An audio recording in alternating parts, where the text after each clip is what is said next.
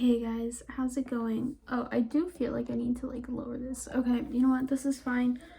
But today's video is kind of, sort of, maybe-ish in a way, possibly, most definitely impromptu because I'm literally filming this the day that it goes up. So, but I'm also really tired, and I did a poll on my Instagram if you guys wanted to see this video, and you guys said yes. So it's your fault for enabling me, not mine for asking you the question. But I'm sorry then if this video doesn't have many receipts in it or none at all, because I'm literally just gonna film this and post it. But I'll link videos down below that I've been watching that have receipts and stuff, specifically Daniel Paredes' video, Joey Graceffa's video, and Jessie Smiles' video. And all three have receipts, and that's what we're going to be talking about today, because I really don't have the ability to talk about the other things that have gone on in Gabbie Hanna's little pity parties of a series, right? I wouldn't recommend you watch it because why would you want to give her your AdSense money? Makes no sense. But yeah, we're going to be talking today about episode 4, the Escape the Nightmare one, and the video on Jessie Smiles, because I feel like those are the two that I have the most to talk about. One of the episodes, so the first one is the Rice Gum episode, which Rice Gum's a scumbag. I don't care enough. I feel bad for her that he took her phone out of her hands and then threw it to the ground. You shouldn't do that just because you're angry. But yeah, that's all I have to say to that. The second episode is her screaming at drama channels because they reported on one of her mistakes, because she had left a picture up. So she was doing this transforming it into an e-girl video, and she left a picture up of a girl who was tragically murdered. In the link tree down below, in my important information link, I think it's what it's called, the first link there, that's the link to the Google Doc that has a bunch of petitions to sign. And there is a petition to make Bianca's Law, meaning that any graphic or disturbing imagery or videos will be taken off of the internet, because in Bianca's case, her name is Bianca Devins. In her case, her murderer took a bunch of pictures and posted it online. So that's why they want to make Bianca's Law. So you can sign the petition down below. There's also a scholarship fund. If you have any money, you can donate there. But she was screaming at drama channels because of that, and because they called her out for making that mistake. I didn't want to get too into that. I just wanted to bring attention to both of those things from that, because that's what really matters. Episode 3, it was her correcting her mistakes on saying racist stuff, anti-black stuff. I'm not black, so I can't really say anything about that, so I'm just gonna move on from that. And then we reach episode 4, which is her talking about her Escape the Night season 4 experience. And I would just like to say I really don't understand it, truly, because she was on season 2 as well. So I don't understand how she didn't do some of the things. So for example, she was complaining about how they didn't have the food that she needed because she had a nutritionist at the time, and she was doing this workout regimen, eating regimen, whatever. She was also struggling with an ED, which reminds me, I haven't said the trigger warnings for this video. This video will include mentions of ED and SA and R. So if you do not like that, then please click off this video. But yeah. So basically, she was like, oh, you guys don't have the food that I need, but yet there's a paper that you need to fill out on the food that you need / want on set before the first day of filming.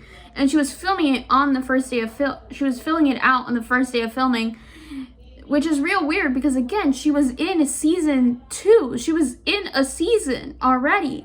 So how did she not know to fill out that paper before filming day if she's already done it before? Just like the costume situation. Because she was complaining that her costume didn't fit, but yet she didn't go to 2 out of 3 fittings that she needed to go to so they could get her costume to fit. So they only used her measurements from the first costume fitting, right? So it was a bit ill-fitting, obviously. But again, if she was in season 2, not if she wasn't, she was in season 2. So she knows that she has to go to costume fittings so that they can make sure that her costume fits her properly. So I don't know why she's acting brand new to any of this information, when the fact of the matter is that she should already know all of this information that she's complaining about because of season 2.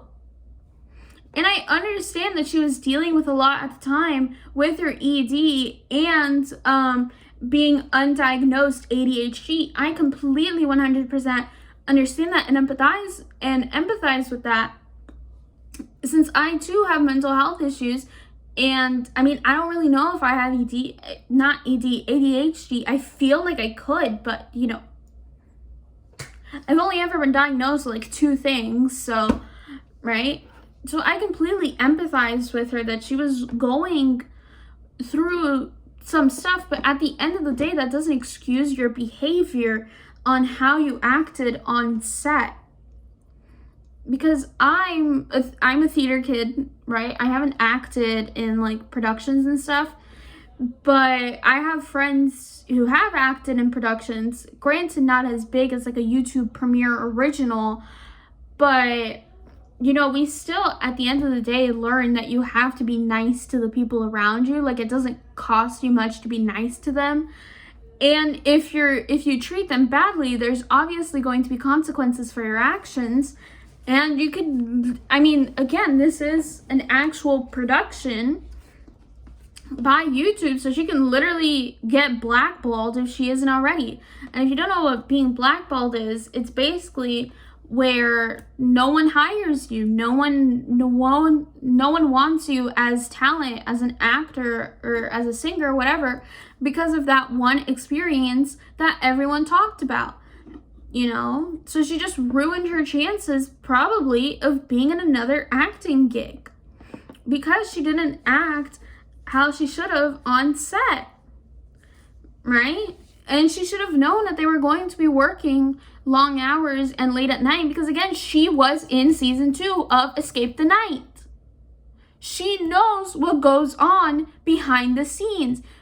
So I don't know why she's acting, again, brand new to any of this as if she's never even been on a season, because she has the experience of season 2. And then the whole like marketing situation where, you know, they had to like do the billboards and the posters and all that stuff, and they were doing like photo shoots and all that, and she was just acting terribly. She called one of the producers the C word because she told her to wait after telling her, like, oh, we're ready for you on set now. Oh, hold on, wait. Again, you should know that this is how it is from your experience in season 2. Like, it's not hard. Gabbie Hanna, Gabriella Hannah Montana, come on now. But, and then again with the food situation, right? She was like, oh, I want hella healthy shit. And then when Daniel gets a description of what she wants and goes and gets it for her, she doesn't even eat it. And then she eats the junk food. So it's not like you weren't presented with what you needed. You were presented with what you needed and what you asked for. And then you never you never took advantage of that, right? I think that's all the ranting I can do. Oh no, wait, because there's also the thing of, because she didn't go to like the costume fittings or whatever, one of the like costume people, I believe it was, or like the producer or a producer, I don't really know who she is, but she was 9 months pregnant. I don't know what a woman who's 9 months pregnant is doing on a set. I don't know what she's doing on a set, but I hope someone addresses that soon. Because what is she doing 9 months pregnant on set working? But anyways, she drove all the way to Gabbie's studio for Gabbie just to ditch her. So obviously your costume's not going to fit if you don't go to the costume fittings. And then the one person who's trying to help you to get into a costume that's comfortable for you, you ditch or something. Like, I don't even know what she did, but like, she didn't get her costume fit, that's all. Even Rosanna Pansino like started talking about this, and Rosanna Pansino literally doesn't get involved in anything. So, and all she did was just corroborate everyone else's story that she never went to the costume fittings, that she screamed at them in their trailers, and on top of that, called the producer, it's separate from the 9 month pregnant producer, but called the producer the C word, right? Final thoughts, I don't understand why she's acting this way with the knowledge that she was in season 2. So she has experience working on set and much more experience working on the same set. I don't know if it's the same people. I believe it was the same people, like producers, crew-wise. She even had to be replaced like afterwards, and like one of the makeup artists who has like a similar body type and height to her, to Gabbie, had to step in for her when they were in these like glass cages or whatever, these like glass boxes. They had to step in for her.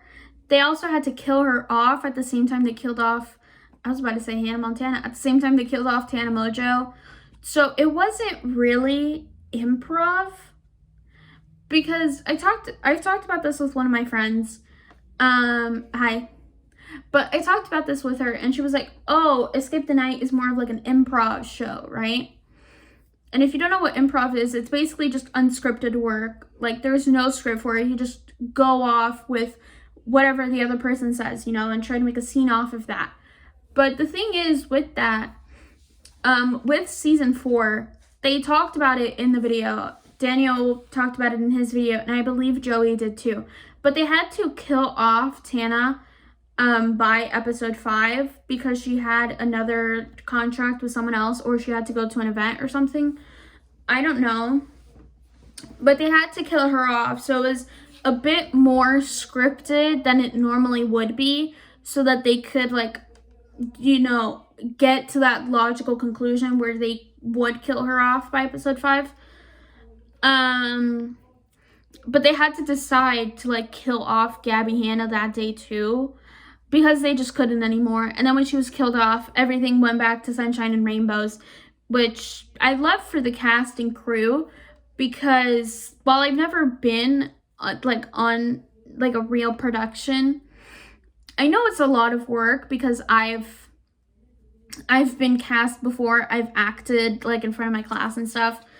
And I've been crew before. I was a crew for one production, right? But it's supposed to be an enjoyable experience, right? I've also volunteered at competitions that we've done, but it's supposed to be an enjoyable experience for everyone involved, whether you're cast or crew, or there's competition and you're just volunteering for it. Like, you should be happy to be there. And if you're not, that's not a fun atmosphere whatsoever, right? But now I want to get into the Jessie Smiles, Gabbie Hanna stuff, and I don't want to talk about this too much because this involves Jessie's trauma, and I don't really want to delve deep into that because that's what Gabbie Hanna is doing in a nutshell, is basically just trying to rewrite history within Jessie Smiles' trauma. Like she was there or something. I don't know what she's doing. And I'm not saying that Jessie's a saint either, because at one point she told Gabbie that she was going to punch her because, I mean, Gabbie was like, just, oh my god. It's similar to the rice gum situation where Gabbie, because Jessie had an ex and Gabbie was like getting closer to them or something, and she was like, oh, I'm going to make an exposed video with your ex on you. And then they went to VidCon, and a lot of people were coming up to Jessie and being like, hey, Gabbie's looking for you. And Jessie, intoxicated or drunk or something, she had a couple of drinks, she was like, I better not hear one more person say that you're looking for me or I'm gonna punch you. And that's the situation. You know, obviously I don't condone violence like that, but I do understand where Jessie was coming from. And again, like Jessie said in her video, like, if you want to talk about that experience, talk about it. That was an experience that we both shared. And if you want to talk shit about me with that, go for it. But like, stop using my R word to talk shit about me, which is what Gabbie is doing. Again, like,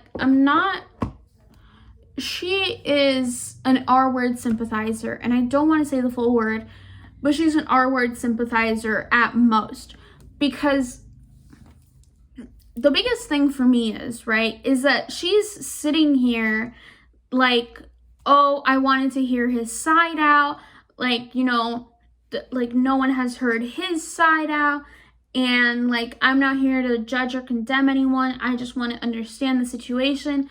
But at the end of the day, Gabriella Hannah Montana, it is not your job to listen to him.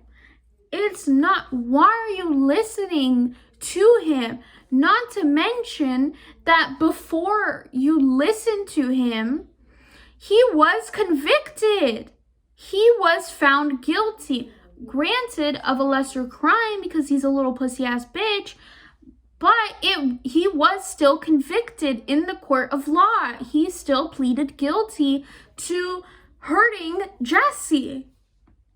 So I don't know why you need to hear him out when for the first time in forever, there was sort of justice. So I say sort of because, you know, he was still found guilty or whatever. But he was never arrested because he's a little pussy ass bitch. But, you know, and like, you don't need to hear him out. I don't understand. I really don't. Why do you need to hear an R word out? Because here's my thing, right? This is my philosophy that I live by. If someone comes up to me and tells me that they were SA'd or that they were R-worded by someone and I know who they are, I'm cutting off any contact. I'm cutting off any contact because at the end of the day, I would rather be friends with someone who lied to me than someone who's an R word or an SA'er, right? Maybe that's just me because I like to believe victims before I believe a possible abuser or someone who did something to them. But I feel like, Gabbie, you should take that. You should take that. Because at the end of the day, she has given Jessie literally no empathy whatsoever since this, because sort of timeline, right? And I know this video is all over the place, but like sort of timeline, the TMZ article that Jessie was R-worded by the person. I don't want to say his name because I don't want to boost his ego. She was R-worded by him. That article came out. Gabbie Hanna made some distasteful tweets. We don't know what the tweets are because she deleted them and no one has like screenshots of them. What we do have is screenshots of the replies to them. One of them being a reply to her, like adding her and the man, and basically being like, so she's just brokenhearted, not R-worded. And Gabbie was like, oh, I had like tweeted like a big Sean lyrics, like the beware, beware, beware of a girl with a broken heart, right? So someone responded with that. Then there was another response where it was like thousands of girls or women cry R-word or something like that. So we can gauge what she said at the time. And then in 2015, I believe, her and Gabbie and Jessie become friends. Jessie had forgiven her because of that. And they became friends. And then I believe in 2016, 2017, I don't really remember, they stopped being friends because Jessie realized that this friendship was toxic and they were best friends. So Jessie knew everything about her, including the R word, the SA, the thing that happened, right? So she knew about it, right?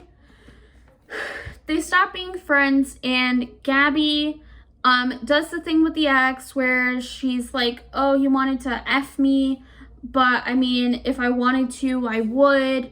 Wanting to do an expose video with him, you know, like just whack behavior. Watch Jessie's video for more into that. And hanging out, I say that loosely, but they talked a couple of times with the person who hurt Jessie, right? She says he called her, but then another time, at some point, it was she called him.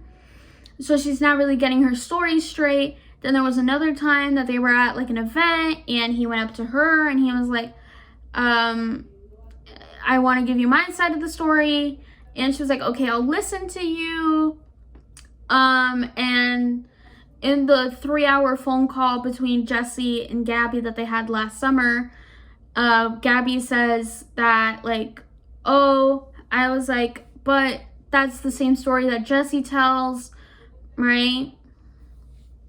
And then there was another time where they talked, and I think it was at the event where like he took a picture with her, and in a video from last year, Gabbie says, oh, he took a picture with me in it, and then when I realized that it was him, I told him to delete it, but there was still a picture of them together and she was smiling, like she looked involved in the picture. Like when she said it last year, it was like, it felt like she was just like scrolling on her phone or something, and he like took a selfie or something and she was there, and then she like turned around because she like heard the camera or something. She turned around, saw it was him, and was like, yo, delete it. And then he did, hopefully. But then if you look at the picture, it was a Snapchat picture and they were both smiling in it, right? And then at a later time, they went to like a dinner or like a diner nearby. And the man who hurt Jessie took a picture of her and this other dude, Zane. I don't know if it's the same Zane from the Vlog Squad. Could be. And they looked like they were having a good time. Right? So, at the end of the day,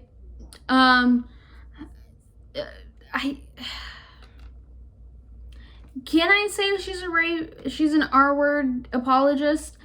Maybe. I'll say she's an R-word sympathizer for now, because you don't need to hang out with someone like that, right? There are many other things that Jessie talked about in her video, but I didn't write notes for this, so you can get everything else from Jessie. You can get everything else from Escape the Night from those videos, and I'll include even more videos that I've watched. But at the end of the day, Gabbie, what's going on, sweetheart? Because I want to empathize with her, right? I really want to.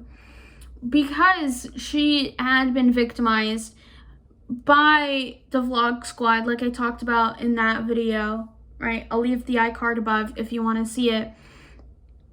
She had been victimized by them. Like, they made like fat phobic jokes and stuff and sexist jokes to and about her, right? And the whole rice gum situation, I want to empathize with her because of that. But I can't empathize with her because of everything else that she's doing, such as with Escape the Night and Jessie Smiles. I can't empathize with any of that. Like, Gabbie, I feel like I'm going crazy now because I don't understand what's going on. I really, really, really don't. Like, Gabriella, you're gonna have to give me something, sweetie. You're gonna have to give me something. And people now are speculating, because it's been a while since she's uploaded any part of her series, that she's like trying to rework the series so that she can like continue victimizing herself, which, oh my god, that's just gross. In conclusion, this is just gross. I understand that this video was like, again, all over the place, everywhere. I didn't have any notes for it. I didn't want to write any notes, you know? I just wanted it to be unscripted, just scream at my phone for a couple of minutes, you know? But yeah, those are my thoughts on the whole Gabbie Hanna situation. I hope you enjoyed this video. I hope you enjoyed me screaming at you for a couple of minutes. I have some work to do right now. Like, little update on my life. I need to do a virtual tryout for a job that I applied to. So hopefully when I do that, they'll accept me finally. Please, job boards, give me a job. I need money. And then I need to email my university because they're being whack right now. So yeah, that's an update on my life. I hope your life is going good. But yeah, I'll see you guys next time with a brand new video.